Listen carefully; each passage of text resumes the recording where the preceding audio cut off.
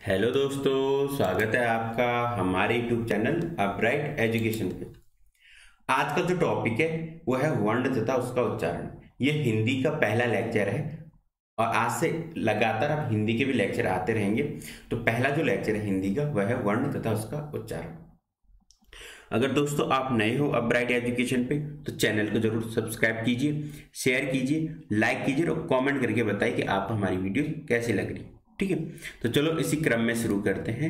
पहला लेक्चर आज का हिंदी का वह है वर्ण तथा उसका उच्चारण। सबसे पहले हम बात करेंगे वर्ण की कि वर्ण होता क्या है। तो वर्ण होता है भाषा की सबसे छोटी इकाई, यानी कि जो भाषा की जो बेसिक यूनिट होती है वो कौन होती है, वो होती है आपकी वर्ण। ठीक है, अब देखो वर्ण वह मूल ध्वनि है जिसका खंड नहीं किया जा सकता, यानी कि जिसे आगे फर्दर किसी भी दूसरे भाग में विभाजित ही नहीं किया जा सकता। वो क्या है आपका वर्ण। जैसे अ, इ, क, ख। ठीक है, ये मैंने क ऐसे लिख दिया ना, तो इसको क्या लिख सकते हैं, क के नीचे हलंत प्लस अ। तो अब इस क को क्या है, ये आपका वर्ण है। इसको क्या हम आगे फर्दर किसी भी रूप में विभाजित नहीं कर सकते हैं, इसका खंड नहीं किया जा सकता। टोटल वर्ण कितने होते हैं, वर्ण आपके होते हैं टोटल 52। ठीक है, अब बात करते हैं वर्णमाला की कि वर्णमाला होती क्या है। जो वर्णों का सुव्यवस्थित समूह होता है वही वर्णमाला कहलाता है। ठीक है, अब वर्णमाला में आपकी दो चीजें आती, एक तो स्वर और दूसरा व्यंजन। ठीक है, स्वर और व्यंजन ही मिला के क्या बनाते हैं आपके वर्णमाला। टोटल वर्णमाला में कितने होते हैं, वर्णमाला 52 वर्ण होते हैं वर्णमाला। अब देखो वर्णमाला का भी वर्गीकरण दो प्रकार से किया जा सकता है। एक तो किस आधार पर, उच्चारण के आधार पर, एक है लेखन के आधार पर, यानी कि लिखने के तरीके के आधार पर। उच्चारण के आधार पर जो वर्ण होते हैं वो टोटल 45 होते हैं, जिसमें से 10 स्वर होते हैं और 35 व्यंजन होते हैं। ठीक है, और लेखन के आधार पर जो आपके वर्ण होते हैं वो 52 होते हैं, जिसमें 13 स्वर, 35 व्यंजन और 4 संयुक्त व्यंजन होता है। अब एक एक करके बात करेंगे। ठीक है, अब जो पहला है आपके उच्चारण के आधार पे 10 स्वर। देखो अब पहले मैं बात करता हूँ स्वर की, तो देखो स्वर कौन कौन से, और 13 स्वर। लेखन के आधार पे 13 स्वर और उच्चारण के आधार पे 10 स्वर। अब देखो अ आ इ अ आ इ उ ऊ री ए आई ओ औ अंग औ। ये 13 क्या है आपके लेखन के आधार पे क्या है, स्वर। अगर अंग अह और री को छोड़ दिया जाए तो बाकी बच गए 10, तो ये क्या है उच्चारण के आधार पर आपके 10 स्वर हैं। वैसे 35 व्यंजन देखो कौन कौन से। ठीक है, तो जो 35 व्यंजन है वो क वर्ग में क ख ग घ घ। ठीक है, च वर्ग में च छ ज झ ञ, ये भी है यहाँ पे। ठीक है, 10 हो गए। ट वर्ग में ट ठ ड ढ ण 15 हो गए। और अगर मैं ड और ढ के नीचे क्या बिंदु लगा दूं, नुक्ता लगा दूं, तो ये ड ड बन जाएंगे और ये दो दो एक्स्ट्रा हो जाएंगे। तो इन्हें क्या कहते हैं आपके, इन्हें कहते हैं आपका द्विगुण द्विगुण व्यंजन। ठीक है, तो 5 ही होगी, 5 ही होगी और 7 ही होगी, इन दोनों को मिला के 7। ये कितने होगी, 17 होगी। फिर त वर्ग में फिर 5 होगी, तो 9। फिर प वर्ग में होगी प फ ब भ म 5। तो टोटल कितने हो गए, ये हो गए आपके 5 10 15 20 25 2 27 ही हो गए। फिर 4 होते हैं अंतस्थ व्यंजन, य र ल व 31 हो गए। फिर आपके हो गए ऊष्म व्यंजन श श श और ह। तो ये टोटल मिला के कितने हो गए 35। तो यही है व्यंजन जो 35 हैं। बाकी जो जो 4 संयुक्त व्यंजन है वो नीचे देखो। अक्ष जो क और स से मिलकर बने, त्र जो त और र से मिलकर बने, ज्ञ जो ज और य से मिलकर बने, और श जो स र से मिलकर बने। तो 4 ये क्या हो गए आपके संयुक्त व्यंजन भी हो गए। तो ये थी आपकी टोटल वर्णमाला। वर्णमाला में स्वरों में जो अंग और अ है, ये अंग और अ है, ये दोनों, इन्हें ना तो वैसे स्वर माना जाता है ना ही व्यंजन, इसलिए इन्हें क्या कहा जाता है, अयोग, यानी किसी के साथ योग नहीं, अयोग वाहक। इन्हें स्वरों में रखा गया, वैसे स्वरों में रखा गया है लेकिन एक्चुअल में ये स्वर नहीं है। इन्हें क्या कहा जाता है, वास्तव में अयोग वाहक, लेकिन स्वरों की कैटेगरी में इन्हें रखा गया है लेखन के आधार पर। इसलिए कि स्वरों की कैटेगरी में आ रहे किसके आधार पर, लेखन के आधार पर। नहीं तो अंग और अ को क्या कहा जाता है, अयोग वाहक।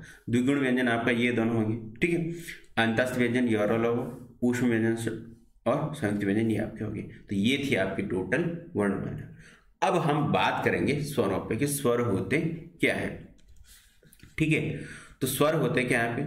स्वर वो होते हैं जो स्वतंत्र रूप से बोले जाते हैं। ठीक है, स्वर वो वर्ण होते हैं जिन्हें हम क्या करते हैं, स्वतंत्र रूप से बोले जाते हैं। ठीक है, मैंने आपको स्वरों के बारे में बताया था, लेखन के आधार पर 10 है, उच्चारण के आधार पे लेखन के आधार पर 13 है और उच्चारण के आधार पर 10 है। अब बात करेंगे स्वरों का वर्गीकरण की, या उच्चारण है यहाँ पे क्या है, स्वरों का वर्गीकरण। अब स्वरों को कितने भागों में वर्गीकृत किया जाता है, ठीक है, और किस किस आधार पर वर्गीकृत किया जाता है। पहला है मात्रा या उच्चारण के आधार पर। मात्रा यानी यहाँ पर मात्रा का मतलब समय है, ठीक है, समय या काल के आधार पर। ठीक है, दूसरा मुख द्वार खुलने के आधार पर। तीसरा है जीभ के प्रयोग के आधार पर। चौथा है ओंठों की स्थिति के आधार पर। पांचवा में हवा नाक व मुंह से निकलने के आधार पर। छठा है प्राणता के आधार पर और सातवां है घोषता के आधार पर। अब देखते हैं सबको एक एक करके। पहला है मात्रा या उच्चारण के आधार पर स्वरों का वर्गीकरण। तो पहला वर्गीकरण ये है आपका। मात्रा मैंने आपको बताया किससे, समय से। मात्रा ये नहीं कि आ की मात्रा, ई की मात्रा, ऊ की मात्रा, ठीक है, ये यहाँ पे मात्रा का मतलब समय से है, ठीक है, कितने टाइम में बोला जा रहा है। तो इसके आधार पर स्वर क्या होते हैं, क्योंकि जो मूल स्वर, दीर्घ स्वर और प्लुत स्वर 3 प्रकार के होते हैं मात्रा, काल या उच्चारण के आधार पर स्वर। मूल स्वर होते हैं टोटल आपके 4। तो मूल स्वर कौन होते हैं, वह स्वर जिनके उच्चारण में बहुत ही कम समय लगता है, यानी कि एक मात्रा काल का समय लगता है, जिसमें वो स्वर कहलाते हैं आपके मूल स्वर। इन्हें क्या कहते हैं, लघु स्वर भी कहते हैं।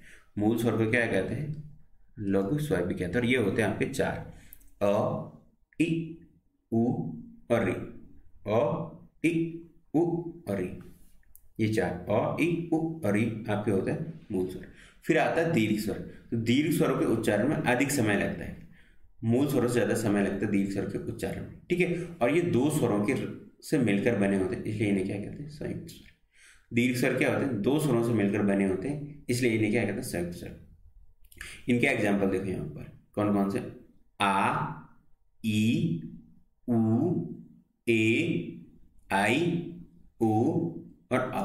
अब देखो जो आ है वो किससे मिलकर बना है, आ मिलकर बना अ धन अ। ई मिलके किसके बना है, ई धन ए। उ मिलके किससे बना है, उ धन उ। उ धन उ से मिलकर बना उ। तो ये क्या 2 स्वरों से मिलकर बने, इसलिए इन्हें क्या कहा जाता है, दीर्घ स्वर को संयुक्त स्वर भी कहा जाता है। अब दीर्घ स्वरों के भी 2 प्रकार होते हैं, ठीक है। दीर्घ स्वर भी कितने प्रकार होते हैं, 2 प्रकार होते हैं, ठीक है। एक होते हैं सजातीय स्वर और दूसरे होते हैं विजातीय स्वर। सजातीय स्वरों का निर्माण क्या होता है, एक ही स्थान से बोले जाने वाले स्वरों से मिलकर बने होते हैं सजातीय स्वर। जैसे क्या आ गया, आ, ई और उ, ये एक ही स्थान से। जैसे आ किससे मिलकर बना है, आ मिलकर बना है आपका अ धन अ, तो एक ही स्थान से बोलने वाला स्वर है ना, इससे मिलकर बना आपका आ, तो इसलिए क्या कहते हैं, सजातीय।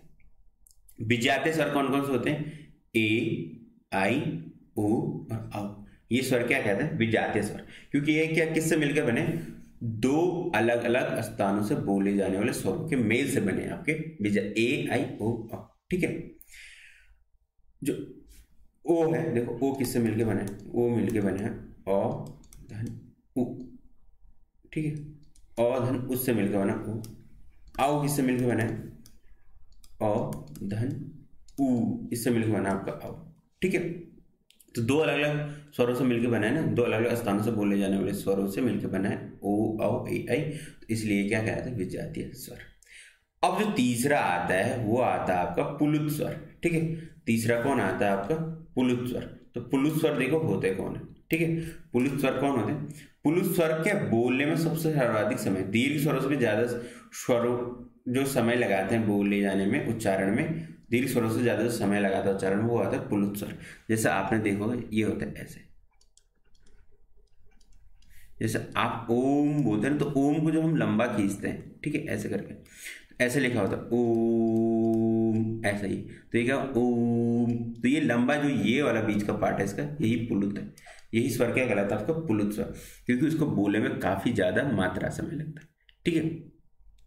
तो ये आपके मात्रा उच्चारण के आधार पे स्वरों का वर्गीकरण। मूल स्वर 4, दीर्घ स्वर 7 और पुलुत स्वर ये। ठीक है। अगला जो आधार था वो कौन सा था स्वरों का वर्गीकरण का, वो था आपका मुख द्वार खुलने के आधार पे।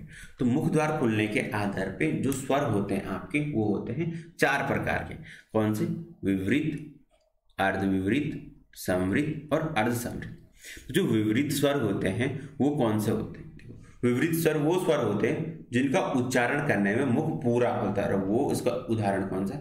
आ। तो जब आ बोलते हैं, आप प्रैक्टिकली करके देख सकते हो, बोल सकते हो, जब आ बोलोगे तो मुंह लगभग क्या होता है? पूरा ही खुल जाता है। तो वो स्वर क्या कहलाता है? विवृत। अर्धविवृत जिन स्वरों के उच्चारण में मुंह आधा खुलता है, तो उनके एग्जाम्पल कौन है? अ, आई, ओ। ठीक है, ये आप करके भी देख सकते हो, इनके उच्चारण में क्या मुंह आधा खुल रहा है। फिर आता है समवृत। समवृत वे स्वर होते हैं जिनके उच्चारण में मुंह लगभग बंद ही रहता है, पूरा बंद नहीं रहता है। पूरा बंद रहेगा तो आवाज कैसे बाहर आएगी, लेकिन लगभग लगभग मान सकते हैं बंद ही रहता है पूरा। ठीक है, तो वह है ई, ई, उ और ऊ। ये ऊ है। ठीक है, ई, उ और ऊ, बड़ा ऊ। ठीक है, तो ये स्वर क्या है आपके? समवृत। फिर आता है अर्धसमवृत, जिनके उच्चारण में मुंह आधा बंद रहता है, वो कौन है? ए और ओ। ऐसे शब्द जिनके उच्चारण में मुंह आधा बंद रहता है वो कौन से है? ऐसे स्वर ए और ओ है। तो ये थे आपके मुंह द्वार खुलने के आधार पे स्वरों के 4 भेद, इनके क्या उदाहरण सही। ठीक है, तो ये ऐसे ही एग्जाम में पूछे जाते हैं कि समवृत का, निम्न में से समवृत का उदाहरण कौन सा है? ई, उ और ऊ। या अर्ध समवृत कौन सा है? यह विवृत कौन सा है? यह क्या दीर्घ स्वर कौन सा है? लघु स्वर कौन सा है? ठीक है, तो ऐसे करके ये क्या पूछे जाएंगे आपके एग्जाम में पूछे जाते हैं। फिर अगला आता है जीभ के प्रयोग के आधार पे। जीभ के प्रयोग के आधार पे जो स्वर होते हैं वो होते हैं आपके 3 प्रकार के। एक होते हैं अग्र स्वर, एक होते हैं मध्य स्वर, एक होते हैं पश्च स्वर। तो जो अग्र स्वर होते हैं वो क्या होते हैं? इनके उच्चारण में जो जीभ का आगे का भाग है वो ऊपर उठता है, और इसके उदाहरण कौन से हैं? ई, ए और आई। तो ये 4 क्या स्वरों को बोलने में जीभ का क्या है? आगे वाला भाग ऊपर उठता है। आप इसे बोल के उच्चारण करके देखिए, सेम ऐसे ही होगा। क्या जो आपकी जीभ का जो आगे वाला भाग है वो थोड़ा ऊपर के लिए उठेगा। फिर आता है मध्य स्वर। मध्य स्वर में क्या आता है? जीभ साम्य अवस्था में रहती, जीभ में कोई ज्यादा हलचल नहीं होती ये स्वर के उच्चारण में, वो कौन सा है? अ। फिर आता है पश्च स्वर। पश्च स्वर में क्या होता है? बस इस स्वर में क्या होता है कि जो उच्चारण क्या होता है, जीभ के जो पीछे का भाग है वो ऊपर उठता है, और उसके उदाहरण कौन है? आ, उ, ऊ भी है इसमें, ऊ, औ, आंग। ठीक है, इनको बोलने में क्या हो रहा है? इनको बोलने में क्या हो रहा है? जो जीभ का जो पीछे वाला भाग है वो ऊपर उठ रहा है। तो ये थे आपके जीभ के प्रयोग के आधार पे स्वरों के 3 भाग उदाहरण से। ठीक है, इनका कॉन्सेप्ट पकड़ना है क्या? आप इसको कॉन्सेप्ट ये पकड़ सकते हो, आप ट्राई कर सकते हो घर में इनको बोलने की, तो आपको क्या भी याद रहेंगे। फिर ऐसे जब जीभ ऊपर उठ रही क्या हो रहा है, जब जीभ का पीछे वाला भाग ऊपर उठ रहा है क्या हो रहा है, या जिसमें मुंह ज्यादा खुल रहा है क्या हो रहा है, जिसमें मुंह बंद रहता हो क्या, सारे एक इसके हिसाब से वर्गीकरण आपको आसानी से याद हो जाएगा। ठीक है, अब आता ओंठों की स्थिति के आधार पर स्वरों का वर्गीकरण। ये होता है आपका 2 प्रकार से, एक होता है अवृतमुखी और दूसरा होता है वृत्तमुखी। अवृतमुखी कौन सा होता है? जिन स्वरों के उच्चारण में ओंठ गोलाकार नहीं होते, यानी कि जब हम बोलते हैं ओंठ के गोलाई का रूप धारण नहीं करते हैं, तो वो वाले स्वर कहलाते हैं अवृतमुखी। उदाहरण अ, आ, ई, ए और आई। तो आप बोल के देखेंगे तो जो हमारे दोनों ओंठ है वो क्या गोलाई का रूप नहीं ले रहे हैं, इसलिए इन्हें कहते हैं अवृतमुखी, यानी कि वृत्त नहीं बना रहे। फिर आते हैं वृत्तमुखी। ऐसे स्वर जो उच्चारण के दौरान क्या ओंठ क्या होता है उसमें गोलाकार रूप लेते हैं। ठीक है, ओंठ क्या होता है? गोलाकार होते हैं। उन स्वरों को कहा जाता है आपका वृत्तमुखी। उदाहरण के लिए उ, ऊ, औ, उ, ऊ, आओ। जब इनको उच्चारण कर रहे हैं तब हमारे ओंठ क्या है? गोलाकार आकृति बना रहे हैं, इसलिए इन्हें क्या कहा जाता है? वृत्तमुखी, वृत्त आकार बनाना। अगला जो विभाजन किया जाता है स्वरों का वो किसके आधार पर किया जाता है? वो हवा के नाक और मुंह से निकलने के आधार पर। हवा के नाक और मुंह से निकलने के आधार पर स्वर होते हैं आपके 2 प्रकार के, एक होते हैं निरुनासिक, एक होते हैं अनुनासिक। जो निरुनासिक स्वर होते हैं उन्हें मौखिक स्वर भी कहते हैं। जिनके उच्चारण में हवा केवल मुंह से ही निकलती है, ऐसा स्वर निरुनासिक स्वर कहलाते हैं। सिर्फ मुंह से ही निकलेगी उनके उच्चारण में हवा। तो क्या होते हैं? अ, आ, ई, उ, ए, आई, उ, औ। ये सारे जो स्वर हैं, 9-10 सारे स्वर हैं, जो 10 के 10 स्वर हैं, अ से लेकर औ तक सारे क्या होते हैं? मौखिक स्वर होते हैं। अनुनासिक वे स्वर होते हैं जिनके उच्चारण में जो हवा है वो मुंह के साथ साथ नाक से भी निकलती है।